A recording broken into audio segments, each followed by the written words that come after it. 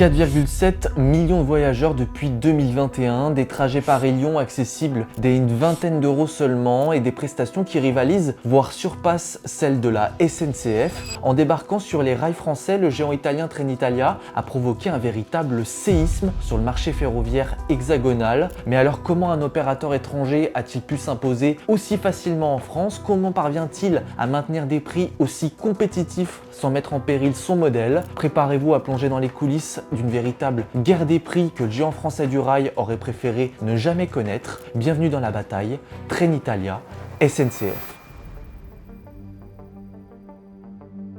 Pour comprendre comment ce séisme est arrivé en France, il faut d'abord remonter à la décision qui a tout fait basculer. Pendant des décennies, chaque pays de l'Union européenne traitait son réseau ferroviaire comme un sanctuaire national, exploité par une seule entreprise publique à l'abri de toute concurrence. En France, la SNCF régnait sans partage, mais au début des années 90, la Commission européenne décide de mettre fin à cette logique de monopole. Pour ça, elle adopte 4 paquets réglementaires successifs pensés pour démanteler définitivement les frontières entre les marchés ferroviaires nationaux. Le premier paquet arrive en 2001, c'est lui qui pose la première pierre et impose une séparation comptable entre la gestion du réseau et son exploitation. Ce paquet accorde un droit d'accès aux opérateurs étrangers sur les liaisons internationales. Concrètement, avant 2001, un opérateur allemand souhaitant relier Paris à Francfort devait obligatoirement passer par la SNCF. Après ce paquet, c'est terminé. Deutsche Bahn, par exemple, peut directement demander un accès au réseau français à condition de s'acquitter des péages ferroviaires. Le deuxième paquet intervient lui en 2004. Il renforce d'abord les exigences de sécurité, mais ouvre aussi intégralement le fret ferroviaire, le commerce de marchandises à la concurrence. Désormais, une entreprise privée peut acheminer des marchandises de Marseille à Lille sans passer par la SNCF. C'est à ce moment précis qu'émergent des acteurs comme Eurocargo Rail. Les marchandises cessent de rouler sous le seul drapeau national. Elles circulent désormais sous la bannière de transporteurs européens en compétition directe. Le troisième paquet intervient en 2007. C'est lui qui introduit le détail qui va tout changer, le cabotage. Un train international peut désormais vendre des billets sur un segment purement intérieur, à condition que la liaison reste officiellement internationale. Un train comme Milan-Paris peut ainsi commercialiser des places exclusivement entre Lyon et Paris. En apparence, cette disposition semble anecdotique, pourtant elle ouvre en réalité une brèche considérable dans le monopole domestique français.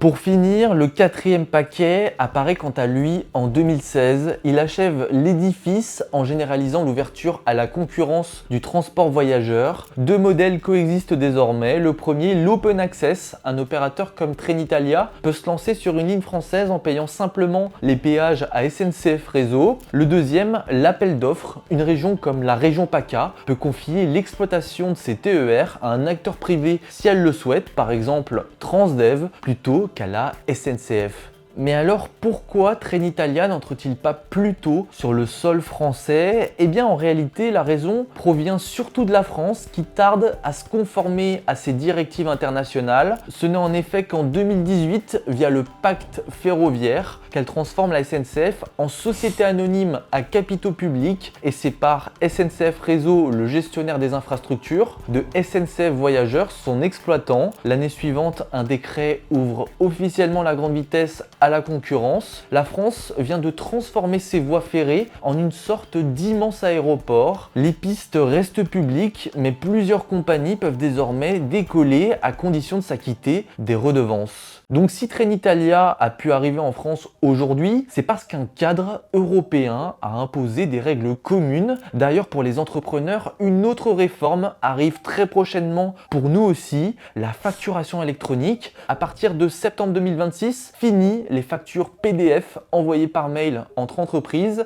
Elles devront désormais obligatoirement passer par une plateforme agréée par l'État. Et c'est là que Conto, le partenaire de cette vidéo, est particulièrement pertinent. Conto est une une plateforme déjà agréée, 100% opérationnelle et plus de 600 000 entreprises leur font confiance. Concrètement, vous pouvez créer votre facture en 2 clics, elle est conforme, vous l'envoyez, puis vous pouvez tout piloter en temps réel. Vous savez exactement quand la facture a été envoyée, consulter, payer, encaisser et même rapprocher. En passant chez eux dès maintenant, fini le stress lié à la réforme et surtout la facturation électronique est incluse gratuitement dans tous les forfaits. Ce que j'apprécie personnellement, c'est le côté tout en un. Vous pouvez gérer votre facturation, accéder à un compte pro et même faire votre compta au même endroit. Et à l'occasion de cette collaboration avec mon code promo Corentin3M, vous pouvez bénéficier de 3 mois pour tester Conto gratuitement. Toutes les infos sont en description. Maintenant, retour à notre enquête.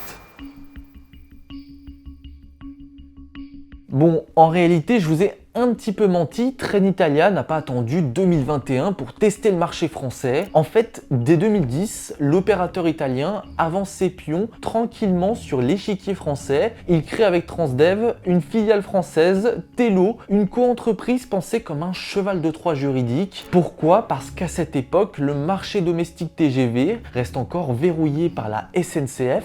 En revanche, les autres formes de liaison internationales, notamment celles qui vont à moins de 300 km/h, sont déjà accessibles à la concurrence. Le 11 décembre 2011, Tello lance un train de nuit Paris-Venise, puis viennent Marseille-Milan, Nice-Milan. Tello teste des axes, en ferme d'autres. Les coûts fixes sont lourds, les volumes insuffisants, le modèle reste fragile et se complique. En 2016, Transdev quitte le capital, Trenitalia récupère 100% de Tello. Le groupe italien veut désormais maîtriser seul son implantation. Puis arrive la pandémie de 2020 qui suspend les circulations, les reprises sont partielles. En juillet 2021, Tello s'arrête finalement définitivement. Trenitalia ressent sa stratégie, la réglementation a évolué entre temps. Elle crée Trenitalia France avec l'objectif d'enfin entrer sur le terrain du TGV. Le 18 décembre 2021, Trenitalia lance ses premiers trains à grande vitesse sur la liaison Paris-Lyon-Turin-Milan. Officiellement, il s'agit d'une ligne internationale reliant la France à l'Italie, mais dans les faits, cette configuration constitue déjà une porte d'entrée sur le marché français. Au départ, l'offre repose seulement sur 2 allers-retours quotidiens entre Paris et Milan. Pourtant, grâce aux règles européennes de cabotage, ces trains peuvent vendre des billets sur le seul tronçon Paris-Lyon. Un voyageur peut donc réserver un Paris-Lyon ou un Lyon-Paris sans jamais poursuivre jusqu'en Italie. Cette mécanique permet à l'opérateur italien de capter immédiatement une clientèle française tout en optimisant le taux de remplissage de ses circulations internationales.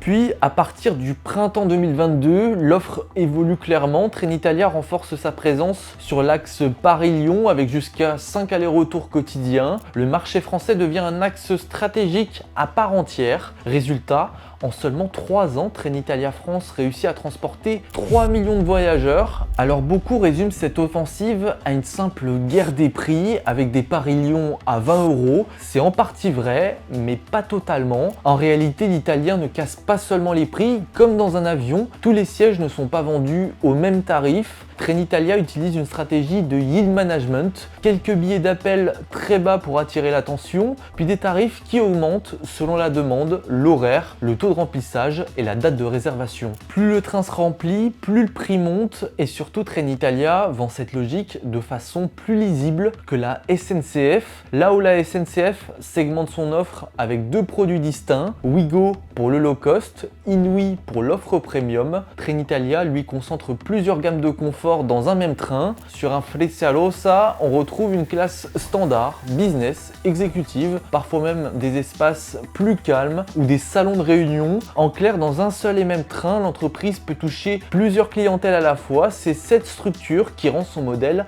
extrêmement redoutable. Trenitalia ne choisit donc pas entre low cost et premium, elle combine les deux dans un seul produit. Résultat, sur la ligne Paris-Lyon, les chiffres parlent d'eux-mêmes. En 2024, sur les 160 trains qui circulent quotidiennement sur cet axe, Trenitalia en exploite 11%, une part de marché modeste en apparence, mais suffisante pour faire chuter les prix d'environ 10% entre 2022 et 2025 et déclencher une hausse de plus de 40% du nombre de passagers sur la ligne. La concurrence ne fait pas que déplacer des clients, elle agrandit aussi le marché dans sa globalité. Le 15 juin 2025, Trenitalia ouvre un deuxième axe majeur Paris-Marseille avec l'objectif de relier la Méditerranée rapidement et confortablement. L'opérateur parle de 4 allers-retours quotidiens, d'un temps de parcours d'environ 3h30 et d'un prix d'appel à seulement 27 €. La SNCF décide de réagir directement. Les billets inouïs sur cet axe chutent de 117 à 78 €, tandis que les tarifs Ouigo augmentent de 15%. Cette stratégie permet à la SNCF de garder des parts de marché sur le haut de gamme, tout en préservant la marge sur le low cost. Trenitalia ne s'arrête pas là et annonce une montée en puissance sur l'axe d'origine Paris-Lyon avec 10 puis jusqu'à 28 trains par jour annoncés en décembre 2025. Alors forcément, récupérer des parts de marché sur les lignes à fort trafic, c'est bien, mais est-ce que l'opérateur italien est véritablement rentable pour autant? Eh bien pas vraiment, malgré un chiffre d'affaires record en 2025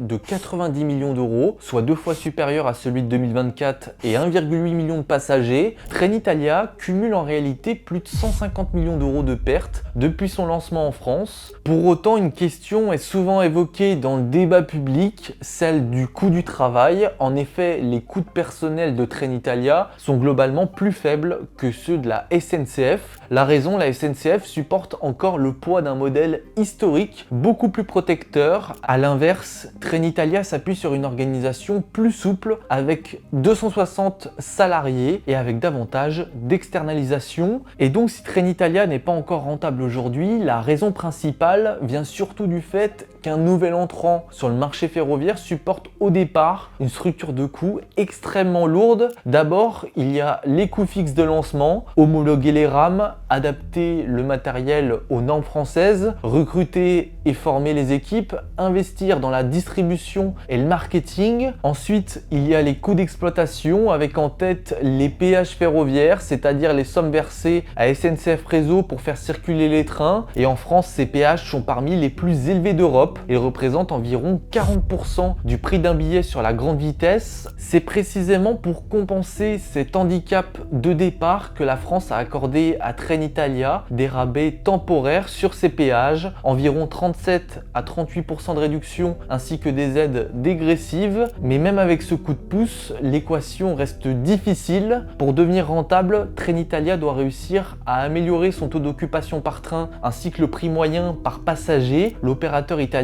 espère une rentabilité d'ici 2028. La logique au fond n'est pas d'être rentable tout de suite, mais de s'installer progressivement dans l'esprit des Français jusqu'à devenir une solution naturelle, une sorte de stratégie d'endurance. Et c'est précisément pour ça que le fonds d'investissement américain Certares a formalisé son entrée au capital le 29 décembre 2025, marquant un tournant décisif pour l'expansion en Europe. L'accord de partenariat prévoit un investissement initial de 300 millions d'euros auquel s'ajoute un engagement de financement plus large pouvant atteindre 1 milliard destiné à soutenir les opérations dans l'ensemble du Royaume-Uni et de la France. Plus globalement, ces fonds permettront à Trenitalia de procéder à l'expansion de sa flotte, mais aussi d'envisager la construction d'un centre de maintenance régional situé en région parisienne qui servira de base opérationnelle. Sur le plan de l'offre commerciale, cet investissement financera également l'augmentation des fréquences de circulation ainsi que la création de centaines de nouveaux emplois. Au-delà de ses objectifs immédiats en France, l'accord stratégique avec le fonds d'investissement américain prépare la phase suivante de l'expansion européenne de Trenitalia avec pour ambition le lancement de services directs entre Paris et Londres d'ici 2029, positionnant le groupe comme un concurrent direct d'Eurostar, un concurrent donc avec une forte ambition et qui n'est d'ailleurs plus désormais tout à fait seul sur le sol français.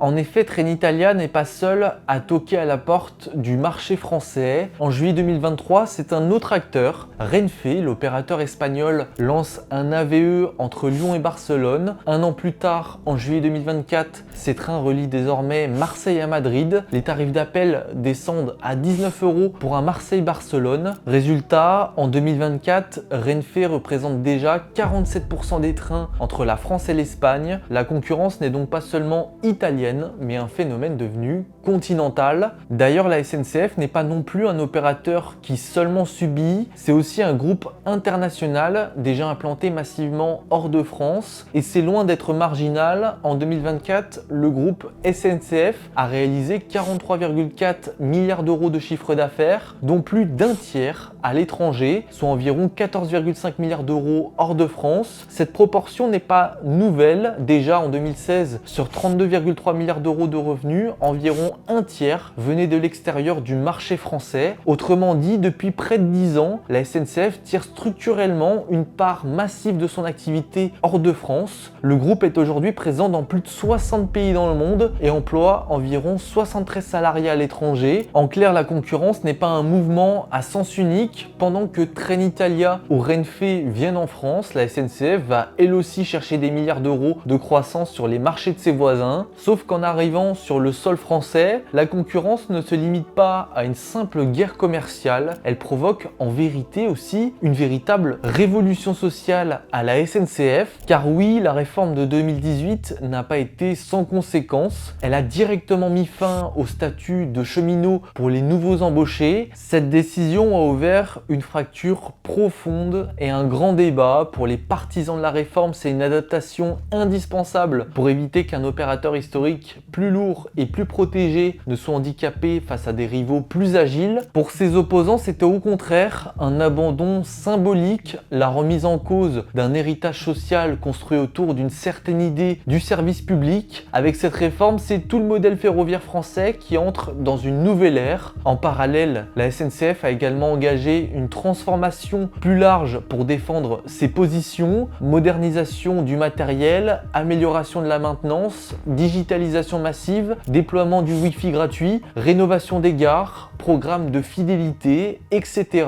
Dans un marché ouvert, il ne suffit plus de transporter des voyageurs pour faire la différence. La SNCF doit désormais séduire, retenir et fidéliser, et donc finalement apporter des nouveaux services aux consommateurs. Mais derrière cette bataille entre opérateurs ferroviaires se joue un affrontement encore plus décisif, le train versus l'avion. L'expérience européenne montre que lorsque l'offre ferroviaire augmente, les individus ont tendance à moins prendre l'avion. En Italie par exemple, l'arrivée de la concurrence sur la grande vitesse a fait chuter d'environ 60% le trafic aérien sur la ligne Rome-Milan. En Espagne, l'ouverture du marché a provoqué une baisse des prix d'environ 30% sur les grands axes et une explosion de la demande avec une hausse de plus de 40% du nombre de voyageurs sur plusieurs années. En France, le train domine déjà sur les trajets courts à moyens, mais pour favoriser le phénomène, le gouvernement français a interdit à partir de novembre 2023 certains vols domestiques pouvant être remplacés par un trajet en train de moins de 2h30 comme Paris-Orly vers Bordeaux, Nantes ou même Lyon. Le train grignote aussi du terrain sur les routes et peut devenir un levier de transformation écologique, favorisant un mode de transport qui émet massivement moins de CO2. Mais attention, le TGV obéit surtout à une logique économique de rentabilité par axe qui pousse naturellement les opérateurs historiques comme nouveaux entrants à se concentrer d'abord sur les liaisons les plus denses, les plus rapides, les plus rentables. Paris-Lyon, Paris-Marseille, demain peut-être Paris-Bordeaux ou Paris-Londres. Les grandes métropoles attirent le capital, les fréquences et l'innovation, mais à l'inverse, les villes moyennes, les gares intermédiaires, les bassins de vie moins denses risquent d'être les oubliés de cette nouvelle géographie ferroviaire. C'est précisément pour éviter ce scénario que l'État et le régulateur devront jouer un rôle central ces prochaines années et réfléchir à mettre en place des mécaniques qui orientent cette concurrence dans un sens compatible avec l'intérêt général du pays. Au fond, la vraie question n'est donc pas seulement de savoir si la concurrence fera durablement baisser les prix ou améliorera l'écologie, mais plutôt quel modèle ferroviaire la France veut-elle construire. Je vous laisse me donner votre avis en commentaire. commentaire. Et si ce genre d'enquête vous intéresse, je vous recommande vivement ma dernière vidéo sur Maison du Monde. Vous découvrirez comment la star française de la décoration s'est retrouvée depuis 4 ans face à un mur avec une explosion des coûts, un retournement du marché et un effet ciseau sur la rentabilité. Quant aux autres, on se retrouve très vite. C'était Corentin. Allez, ciao!